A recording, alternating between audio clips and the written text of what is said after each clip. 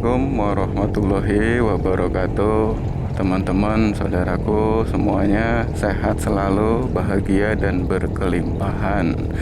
Masih bersama saya di sini di Wantoro di channel Motovlog 369. Kali ini saya mau ajak teman-teman ke pesisir pantai selatan di daerah Gunung Kidul. Jalurnya luar biasa, naik turun dan meliuk-liuk. Di pantai selatan di daerah Gunung Kidul ini surganya wisata pantai. Itu kalau di total semuanya ada sekitar 57 pantai di daerah Gunung Kidul. Bayangkan 57 pantai. Kalian mau yang pasir putih oke, banyak. Mau yang pasir hitam seperti pantai Parangtritis, pantai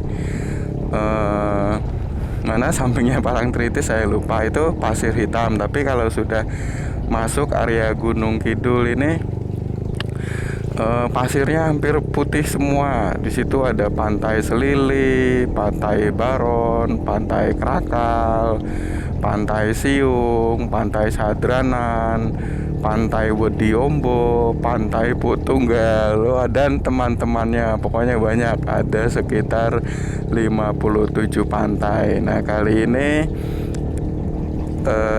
kita akan ke ini ya, mungkin ke pantai Selili yang banyak gazebonya karena di situ adem. Terus kita naik ke pantai Krakal ya, pantai Krakal. Di sana untungnya motor bisa naik, posisi tinggi. Di situ ada monumen ikan. Nah,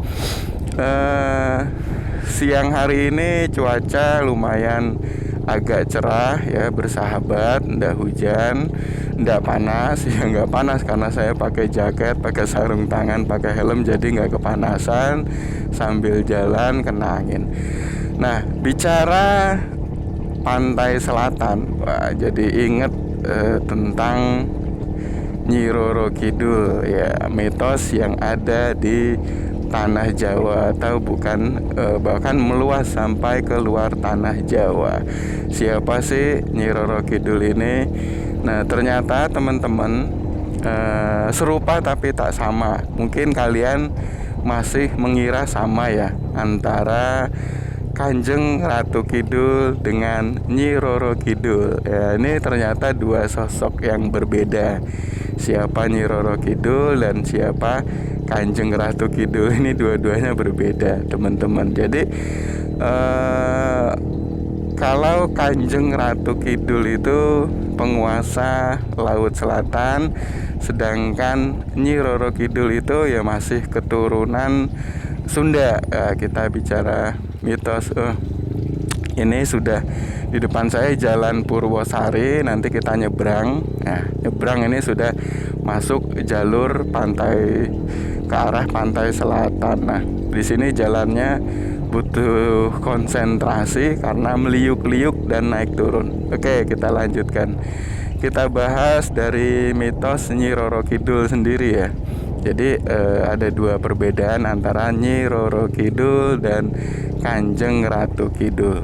Jadi dipercaya ya, di cerita masyarakat ini ya, Nyi Roro Kidul ini anak dari Ratu Bilqis ya. Nah, Nyi Roro Kidul ini dia bawahan dari Kanjeng Ratu Kidul. Jadi Ratu Bilqis itu dulu punya bayi yang diberi nama Aurora. Ini cerita mitos atau masyarakat yang belum 100% kebenarannya. Jadi Nyi Roro Kidul merupakan salah satu dari putri Sunda. Dia disebutkan sebagai anak Prabu Siliwangi keempat yang bernama Putri Kadita. Jadi karena saat itu ceritanya Prabu Siliwangi khawatir akan keberlangsungan kerajaannya karena tidak memiliki anak laki-laki ya. Jadi kalau selama ini kan yang dikenal Nyi Roro Kidul ya. Padahal ada Kanjeng Ratu Kidul yang penguasa Laut Selatan. Nah, Kanjeng Ratu Kidul ya, ini bukan Nyi Roro Kidul ya. Kanjeng Ratu Kidul ini sebenarnya ada 4 ya. Jadi semacam kayak turun temurun gitu. Jadi kayak Wali Songo itu kan ada, itu bukan Wali Songo 9 tetap jumlahnya. Jadi ada, kalau misalnya meninggal 1 digantikan 1 lagi, seperti itu. Jadi lebih Kanjeng Ratu Kidul ini lebih terkenal disebut dengan Kanjeng Ibu Ratu Kidul ya.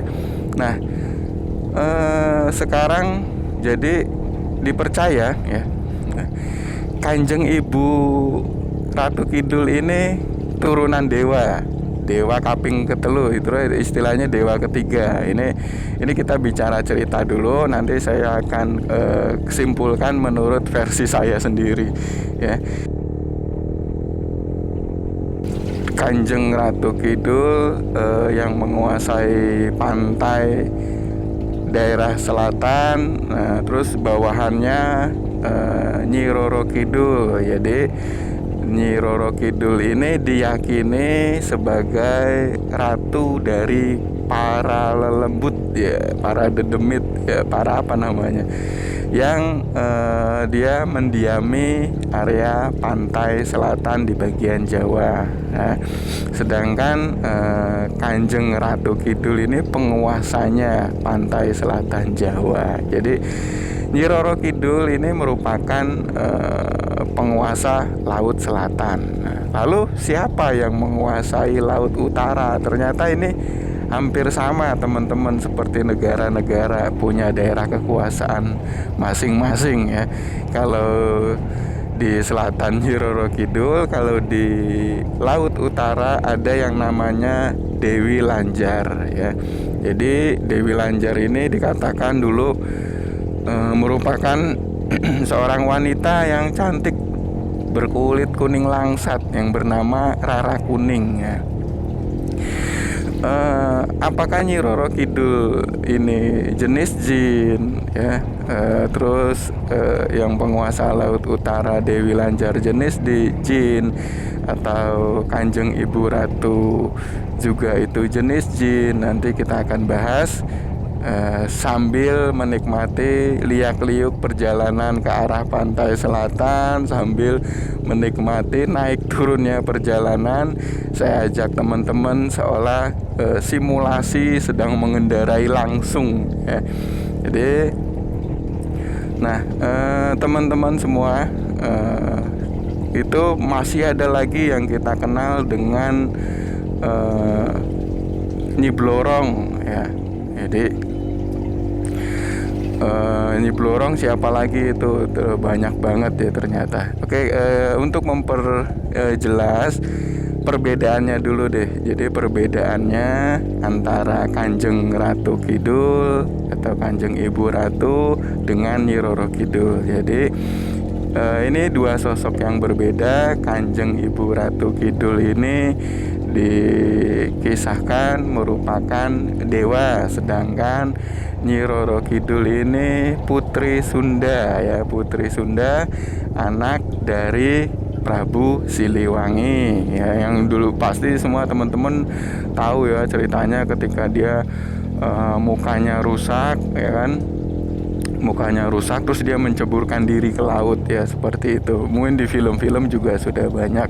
Nah, sedangkan Kanjeng Ratu Kidul ini dia dikatakan sosok jin yang menguasai laut bagian selatan, sedangkan Nyi Roro Kidul ini berada di bawah Kanjeng Ratu Kidul atau Kanjeng Ibu Kidul.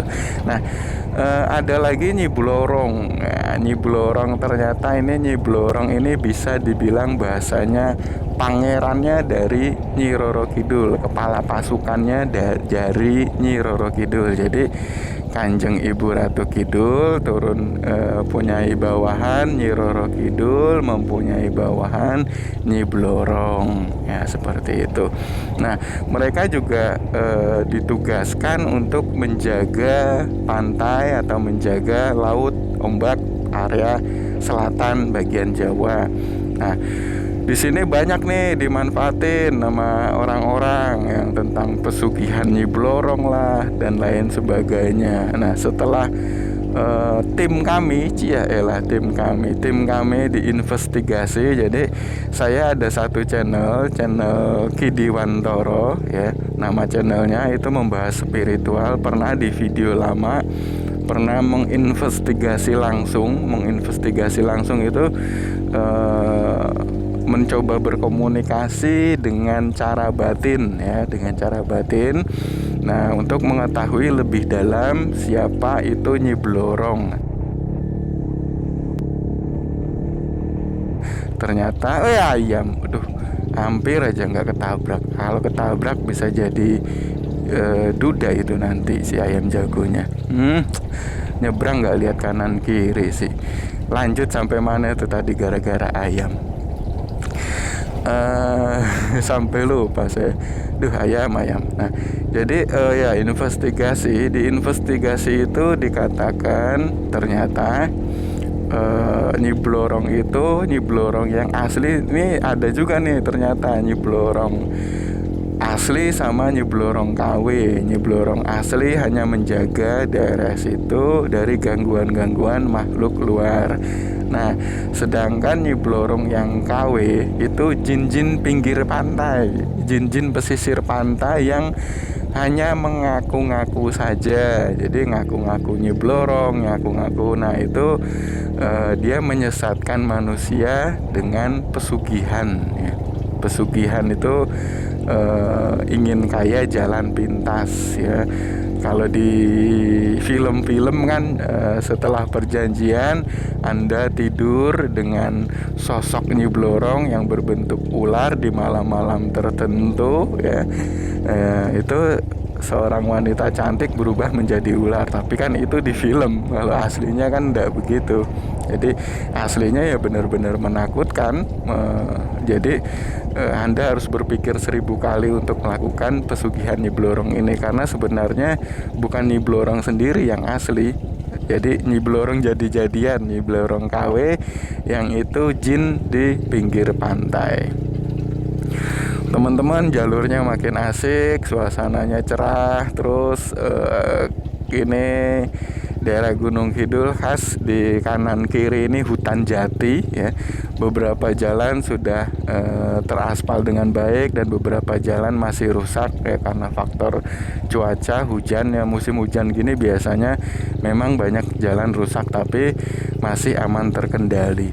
Daerah Gunung Kidul ini jalannya nanti kita akan masuk jalan baru, jalan lebar dan masih bagus ya, jarang rusak sebenarnya daerah jalan Gunung Kidul ini. Karena apa? Karena jalan jarang dilewati oleh truk-truk ya. Soalnya jalannya itu naik turun, jadi beberapa truk dengan muatan yang penuh berapa ton itu nggak mungkin dia bisa lewat Gunung Kidul, dia lewat jalur lain. Jalannya asik banget nih Kung, tapi tetap sambil jaga konsentrasi. Oke, lanjut lagi tentang Nyi Roro Kidul. Kita sudah tahu ya tadi perbedaannya antara Kanjeng Ratu Kidul dengan Nyi Roro Kidul. Ternyata dua sosok yang berbeda yang selama ini kita anggap sama, cuma namanya saja yang Kidul gitu. Oke. Kita kupas apa lagi ya. Nah, Kanjeng Ratu Kidul banyak yang mempercayai bahwa dia sudah haji ya kan, sudah berangkat haji, dan makanya ada yang dipanggil, beberapa orang menyebutnya dengan Kanjeng Ibu Hajah, Ratu Kidul dan lain sebagainya. Ada seperti itu. Oke, sekarang coba kita bahas dari sisi apa ya? Sisi spiritual menurut saya. Oke, saya nyalip dulu nih bis. Kalau kealingan bis ini pemandangan view-nya nggak asik ini, ketutupan bis. Jalannya kecil tapi coba saya salip. Mudah-mudahan aman terkendali. Oke, jalurnya mulai kosong, masuk kanan, kita salip dulu. Waduh, nggak bisa. Oke, alhamdulillah bisa. Oke, lanjut lagi teman-teman. Makhluk apa sih? Manusia kah? Itu Nyi Roro Kidul, Kanjeng Ratu Kidul, atau sejenis jin kah? Oke, di dalam kitab Quran dikatakan jin dan manusia itu sama. Jadi manusia itu hidup berkembang sama, jin juga hidup, mempunyai istri, mempunyai keluarga dan berkembang. Jin juga makan sama seperti manusia makan. Jin itu ada yang bodoh, ada yang sedang, ada yang pintar, sama seperti manusia juga. Manusia ada yang lemah, ada yang kuat, sama. Jin juga ada yang lemah dan ada yang kuat. Dan yang terpenting di Quran dikatakan, aku ciptakan jin dan manusia untuk beribadah kepadaku. Jadi tujuan utamanya diciptakan ini kita dan jin sebenarnya untuk beribadah. Beribadah ini banyak, nanti kalau dikupas beribadah panjang sekali. Jadi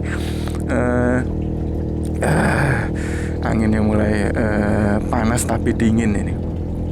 Jadi Kanjeng Ibu Ratu Kidul atau Kanjeng Ratu Kidul menurut pendapat saya memang sejenis jin. Jadi ada beberapa yang mengatakan itu bangsa Junna. Nah, bangsa Junna itu berarti jin ya. Karena jin juga dikatakan di dalam Quran dia bisa menguasai tempat-tempat tertentu, terutama di daerah perairan ya, seperti laut. Nah, itu dikuasai oleh jin. Nah, jin ini juga kan beda dengan persepsi kita ya. Persepsi kita menganggap jin itu selalu jahat ya. Ternyata dia kan sama seperti manusia. Jin itu ada yang jahat, ada yang baik. Manusia sama, ada yang jahat banget, ada yang baik banget. Jadi seperti itu. Terus dia diberi kekuasaan untuk menguasai laut pantai selatan, istilahnya seperti itu. Nah, itu sebenarnya di laut itu bukan di atas laut terus dibangun bangunan, istana dan lain sebagainya, bukan seperti itu ya teman-teman. Dia memang di tempatnya di area laut selatan, tapi berada di dimensi lain. Ya, di bumi juga, di laut selatan juga, tapi tidak bisa terlihat karena berada di dimensi lain. Ya, bisa saya bilang dia berada di dimensi keempat ya, sedangkan manusia kita ini berada di dimensi ketiga. Jadi jin itu di dimensi satu tingkat lebih tinggi ya. Coba saya tanya jalan dulu ya, kayaknya soalnya jalannya baru ini. Teman-teman, ini jalannya baru, lebar, masih mulus ya. Yang unik dari jalan baru ini adalah apa? Ini bukit ya. Jadi ternyata bukit dibelah. Kok dibelah? Iya, bukit dibelah. Bukit dihancurkan untuk jalan tuh. Ini sebenarnya satu bukit ini teman-teman, tapi dibelah buat jalan. Nah, tapi asik. Nah, ini rencana untuk jalur selatan ya. Jadi asik nanti kalau yang nggak mau lewat tol, ke pulang pergi mungkin Jakarta, susur Pulau Jawa tapi lewat selatan. Ini jalurnya sudah asik, jalur selatan. Nah ini aslinya karena Gunung Kidul ya, gunung itu banyak gunung kidul di selatan, banyak gunung di selatan, tapi gunungnya bukan gunung besar-besar.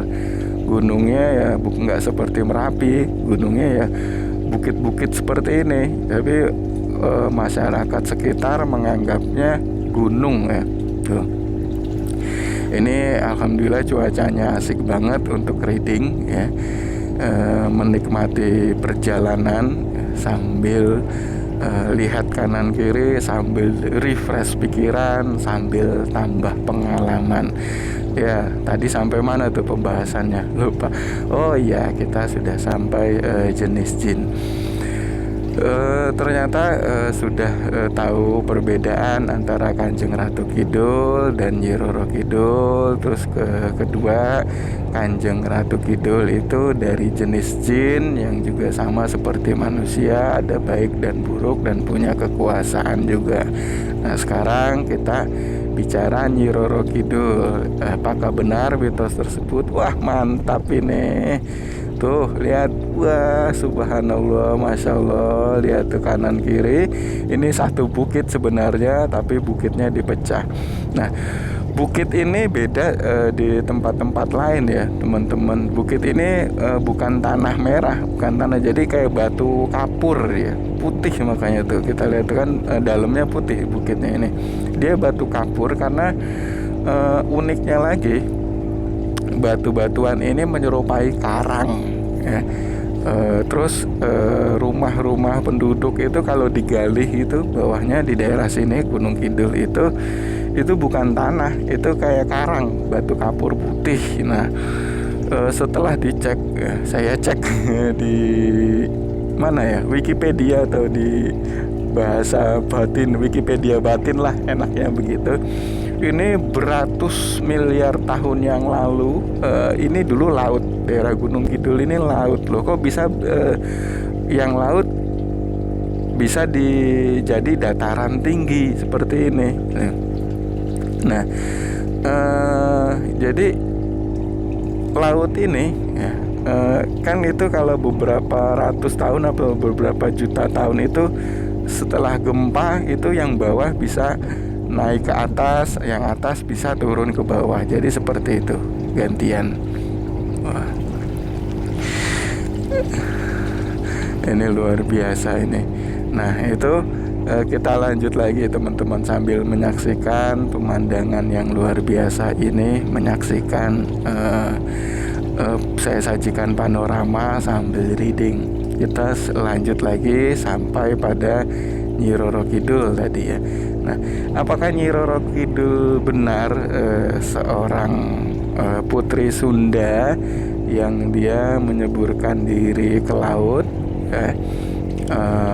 terus menjadi penguasa Laut Selatan? Itu ya seperti yang terkenal di daerah Sukabumi ya, di daerah Sukabumi.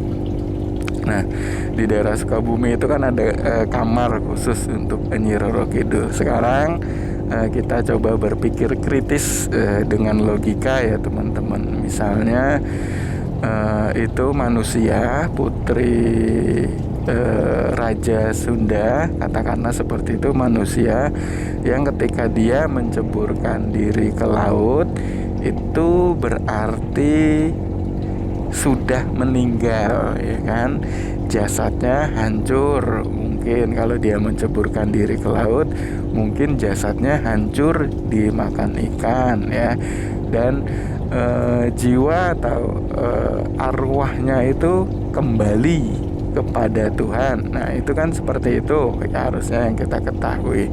Jadi tidak mungkin dia berubah menjadi Nyi Roro Kidul. Nah seperti yang saya katakan tadi, jin-jin ini menyerupai. Nah ada satu yang jin yang menemani manusia dari kecil, namanya Korin. Jadi manusia ketika bayi lahir itu ditemani Korin. Jadi makanya kalau kita lihat ketika ada orang meninggal terus dia gentayangan mewujudkan dirinya. Nah itu ulah dari si korin. Kenapa korin? Karena korin ini tahu banget, kan dia nemenin kita dari kecil sampai kita meninggal. Jadi dia tahu banget kebiasaan kita, rahasia-rahasia kita, wujud kita dan sebagainya. Nah itu ulah korin. Jadi yang menunjukkan ke saat orang meninggal menampakkan diri itu adalah ulah dari si korin. Nah begitu juga dengan Nyi Roro Kidul. Ini menurut pendapat saya ya. Jadi kemungkinan bisa jadi itu dari korinnya. Korin ini sejenis jin. Wah. Kita sudah sampai teman-teman. Nah, di sini banyak banget pantai di pinggir sisir selatan ini. Ada pantai Pol Tunggal. Ini yang sedang kita lewati ini. Masuk area Pantai Indrayanti ya. Nah pantai ini khas dengan panas, makanya sebenarnya saya bukan yang tidak suka banget, tapi kurang begitu suka kalau ke pantai karena panasnya ini. Jadi kalau ke pantai memang cocoknya ini sore hari. Nah kebetulan sekarang sudah jam 3 lebih ya. Tapi cuacanya masih panas banget ya. Tapi nggak apa-apa, kita nikmati kondisi apapun, kita nikmati. Kita sudah selesai membahas perbedaan antara Kanjeng Ratu Kidul dengan Nyi Roro Kidul dan siapa mereka sebenarnya. Sudah nyeblorong juga. Sekarang kita menikmati suasana pantai ya teman-teman ya. Jadi reading sambil bahas misterinya sudah. Kita sekarang kembali menikmati pesisir pantai selatan. Jalannya masih asik ya, masih liak-liuk ya. Tapi alhamdulillah aman terkendali. Karena kalau yang belum tahu Medan, kalau lewat sini ini jangan terlalu ngebut-ngebut ya, karena bisa jadi tiba-tiba langsung turun ke bawah jalanan. Jadi kayak seperti Gunung Lancip, atau tiba-tiba langsung meliuk belok kanan atau belok kiri dengan sangat tajam. Jadi kalau yang belum pernah lewat sini tetap hati-hati. Kalau saya sih sudah beberapa kali lewat sini, sering banget lewat sini karena dulu setiap ada waktu senggang ya, pengen ke daerah sini ya udah langsung saja ke sini. Nah itu pantainya bisa beda-beda yang saya kunjungi ini. Ada Wediombo. Oke, kita sudah masuk Pantai Selili. Pantai Selili. Kok Pantai Selili? Iya, Pantai Selili ini. Pantai tuh di sebelah kiri banyak gazebo ya. Tapi penuh banget ini. Karena ini saya bikin video ini hari Sabtu, jadi termasuk masih hari libur ya. Sabtu Minggu ini luar biasa pengunjungnya karena murah meriah sih. Tiket masuknya mungkin kalau hari biasa 10.000 ya, hari libur atau hari Sabtu Minggu bisa lebih naik. Sama parkirnya mungkin kalau hari biasa bisa 5.000 ya, atau 2.000. Cuma kalau untuk hari lain kemungkinan bisa naik. Tapi saya karena sudah sering kesini terus sudah biasa, jadi masuk aja. Paling kodenya cuma kita klakson aja ya, langsung masuk, nggak usah beli tiket, nggak usah bayar parkir. Tuh lihat di sebelah kiri saya sudah membentang pantai yang sangat indah. Nah kita cari tempat istirahat dulu sebentar di sini. Nah, sambil saya istirahat cari-cari air segar. Kalau di pantai nggak mungkin saya ngopi ya, karena ngopi itu cocoknya di cuaca dingin. Jadi kalau di pantai kalau nggak es kelapa ya air dingin ya kan, karena untuk masuk kopi hal yang mustahil untuk saya ya. Nah oke. Nah ini kayaknya tempat asik buat istirahat sebentar sambil menikmati sebentar, terus nanti kita naik ke pantai yang lebih tinggi di Pantai Krakal ya. Nah, Loh, mana yang tempat yang asik buat ngadem? Kayaknya di sini asik nih. Tapi ntar kita cari lagi ke depan, cari yang lebih bagus ya. Bukan lebih bagus sih, semuanya pantai sama seperti ini. Mungkin lebih adem kali ya, seperti tuh kita lihat bis-bis, karena banyak pengunjung, bukan hanya pengunjung lokal aja ya. Ini kebanyakan juga luar Jawa ini yang berkunjung di sini ya.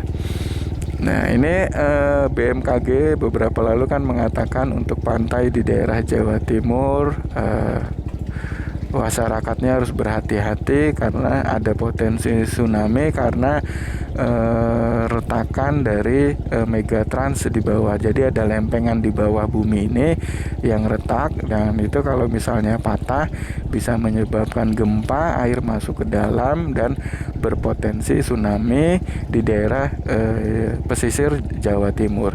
Mudah-mudahan tidak terjadi.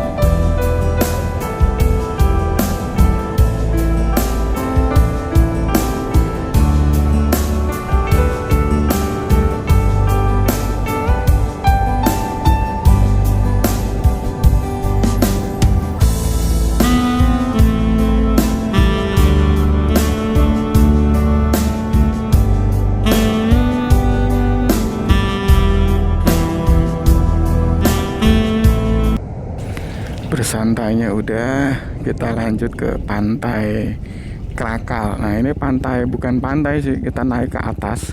Di situ ada monumen ikan, terus view-nya juga kita bisa lebih asik lagi, bisa memandang kejauhan lagi. Oke, ayo lanjut teman-teman. Nah, di sini untungnya ke jalur tersebut, monumen pantai Krakal itu bisa dilalui oleh motor enaknya. Jadi nggak usah capek-capek kita naik jalan ya. Jadi motor bisa naik, cuma tetap harus hati-hati, butuh keahlian karena jalannya kecil. Terus di di kanan kita sudah jurang. Oke, tetap hati-hati, tetap lancar. Ya, kita sudah mulai naik. Oke, naik terus. Wah, iya teman-teman, asik ini. Kita bisa mandang lebih luas ke atas di pantai Krakal. Ini tetap pakai gunakan gigi rendah ya. Matic juga bisa kok lewat sini. Nggak terlalu tinggi banget sih, cuma harus butuh kehati-hatian aja sih. Nah itu monumen gambar ikannya, monumennya ya begitu, gambar ikan doang sudah terlihat. Oke, kita sudah di sini, kita bisa lihat view keseluruhan lebih luas lagi. Laut tak pernah berhenti bercerita. Lewat angin yang berdesir, ia berkata. Lewat pasir yang berbisik, ia bicara. Lewat ombak yang berdebur, ia berkisah. Laut tak pernah meminta, tapi ia banyak memberi. Ia tak pernah memaksa, sebab ia memilih sukarela. Pun ia tak pernah berharap, karena ia yang memberi harap. Laut tak pernah berhenti bercerita pada bumi yang kami tempati. Oke, hari sudah mulai gelap, teman-teman. Kita turun saja ke bawah.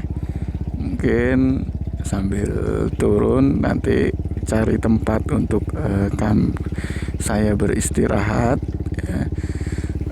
Terus juga sambil sedikit melepas lelah ya. Kita perjalanan kali ini sampai di sini dulu teman-teman. Video ini saya akhiri sambil saya menuju perjalanan pulang kembali. Terima kasih untuk teman-teman semua yang udah menyaksikan video saya sampai habis. Terima kasih buat saudara semuanya. Pokoknya sehat selalu untuk kalian terus, untuk berkah banyak rezekinya untuk kalian terus. Jangan lupa untuk subscribe dan like video ini sebagai dukungan untuk saya terus berkarya, terus mengembangkan potensi-potensi diri, terus berbagi cerita-cerita untuk teman, untuk saudara. Nah, saya ada 3 channel yang sudah berjalan. Yang pertama channel Kidiwantoro, khusus membahas spiritual dan pengembangan potensi diri. Yang kedua channel Petualang Alam. Jadi aktivitas saya dalam camping di alam. Nah yang ketiga ini motovlog 369, ini juga cerita-cerita, lebih kepada cerita atau kisah khusus tentang spiritual, tapi dengan suasana berbeda, suasananya sambil reading. Oke, terima kasih teman-teman semuanya. Jangan lupa ya subscribe dan like agar tidak ketinggalan video-video saya. Terima kasih untuk semuanya. Sehat untuk semuanya, berkah untuk semuanya. Wassalamualaikum warahmatullahi wabarakatuh. Sampai berjumpa kembali dengan saya di video-video selanjutnya yang tentunya lebih menarik lagi di momen-momen yang berbeda. Terima kasih. Wassalamualaikum warahmatullahi wabarakatuh.